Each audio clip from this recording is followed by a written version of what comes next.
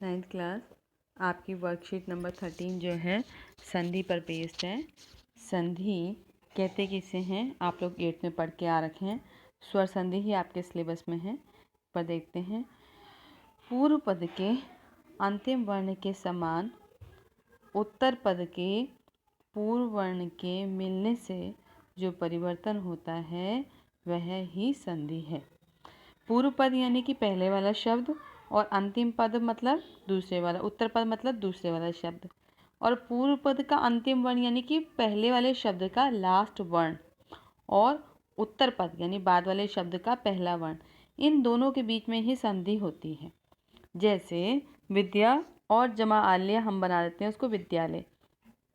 ठीक है, तो संधि जो है आपकी 3 प्रकार की होती है मुख्यतः, स्वर संधि, व्यंजन संधि और विसर्ग संधि। और आपके सिलेबस में है स्वर संधि। स्वर संधि की फिर आगे 5 प्रकार हैं, दीर्घ संधि, गुण संधि, वृद्धि संधि, यण संधि और अयादी संधि। लेकिन अभी आपकी जो 13 वर्कशीट है उसमें हमने आपको सिर्फ 3 ही संधियाँ दी हैं, दीर्घ, गुण और वृद्धि। तो आइए समझते हैं पहले कि दीर्घ संधि क्या होती है। दीर्घ संधि कहती है कि पहले शब्द के अंतिम वर्ण और अंतिम शब्द के पहले वर्ण में अगर ये शब्द आते हैं, जैसे पहले वो शब्द के अंतिम वर्ण में अ आए या आ आए और उत्तर पद के दूसरे वाले शब्द के शुरुआत में अ या आ आए, तो हमने उसे वहाँ पे आ कर देना है। जैसे फॉर एग्जांपल देखते हैं, मुर जमा अरी, र, मुर में के जो र है उसमें कोई शब्द नहीं आ रखी, कोई मात्रा दिखाई नहीं दे रही। जिस पे कोई मात्रा नहीं होती उसमें छोटा अ मिला हुआ होता है। ठीक है, तो छोटे अ के साथ में अगर अ मिला तो यहाँ पे हमने उसको बड़ा आ करना और ये दोनों मिलके बन गए मुरारी। बड़ा आ बन गया ना, र पे आ की मात्रा लग गई, मुरारी। ऐसे ही छोटी ई या ई के आने पर यानी कि पूर्व पद के अंतिम वर्ण जो आखिरी शब्द है वो आएगा आपका ई या बड़ी ई, और अंतिम वर्ण का जो पूर्व शब्द आएगा छोटी ई या बड़ी ई, वो हमें बड़ी ई कर देना है। जैसे यहाँ पर हो गया मही, मही में देखिए कौन सी मात्रा आ रही है, बड़ी ई की मात्रा आ रही है ना। उसके बाद में जो पीछे का शब्द है उसके स्टार्टिंग में क्या आ रहा है, इंद्र, छोटी ई आ रही है।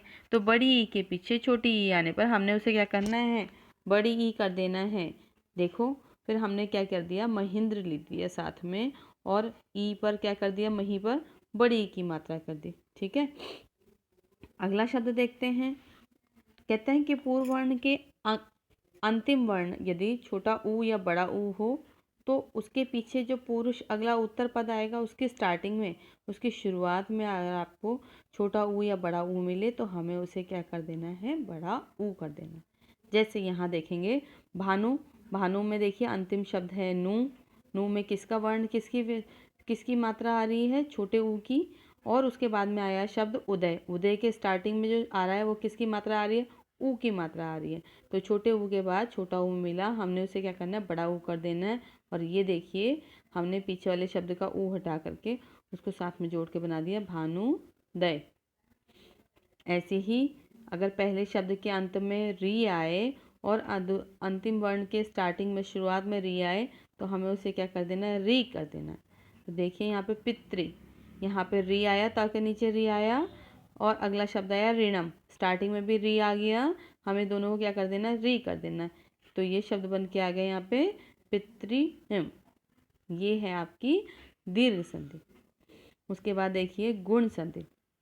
गुण संधि कहती है यदि पहले वाले वर्ण के आखिर में अ या आ आए और उसके पीछे छोटी ई या बड़ी ई आए तो हमने उन दोनों को मिला हटा करके उनकी जगह पे छोटा ए करना, उन दोनों को हटा करके उनकी जगह पे छोटा ए करना है।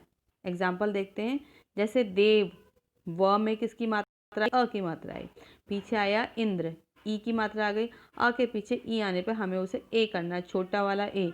छोटे वाले ए में एक मात्रा होती है बेटा, तो देखिए हमने उसे कर दिया देवेंद्र। अगला वाला देखेंगे, ये भी गुण संधि है।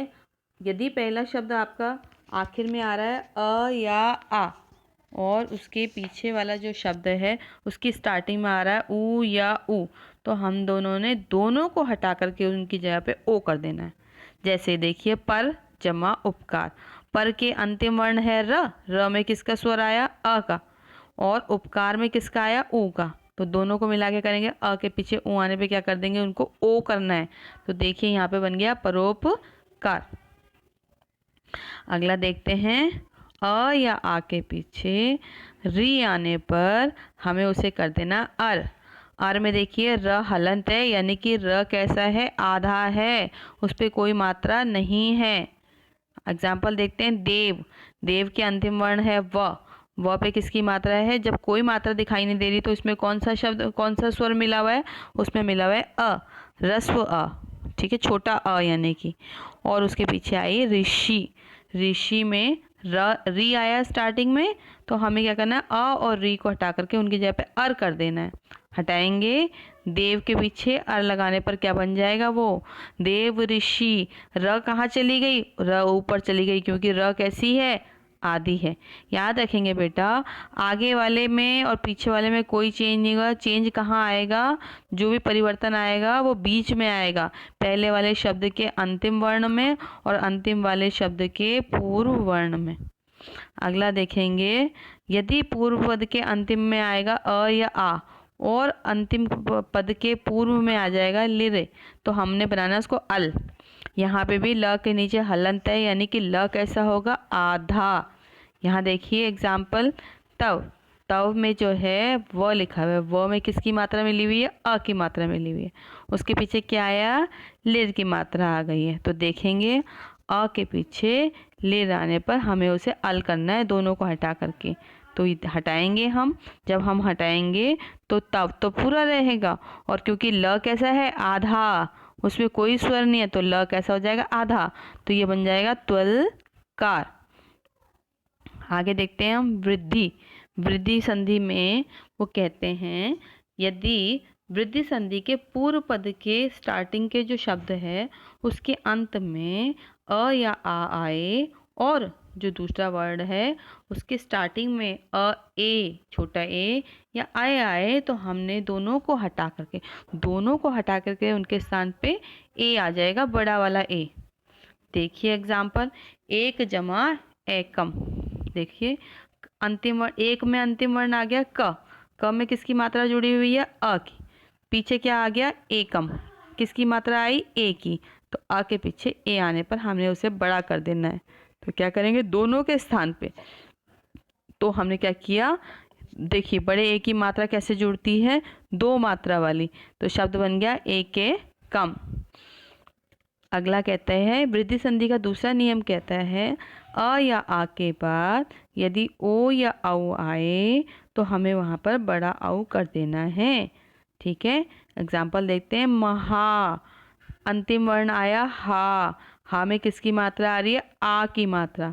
उसके पीछे आया औषधि, आ के पीछे ओ आ गया, हमने क्या करना है? उसको बड़ा औ कर देना है। तो बड़ा औ कर देंगे उसको, दोनों के स्थान को हटा करके अब बड़े औ आना है। तो महा के ऊपर आ की मात्रा हटा करके बड़े औ की मात्रा लगा देंगे, महो, और उसके पीछे वाले ओ को हटा करके पीछे वाले शब्द को एज इट इज जोड़ देंगे, और ये बन गया महौषधि। ठीक है, तो ये है आपकी 13 वर्कशीट। इसके कुछ आपको एग्जाम्पल दिए हुए हैं, उनको प्रैक्टिस कीजिए। जो नहीं समझ में आए वो हमसे पूछिएगा दोबारा से।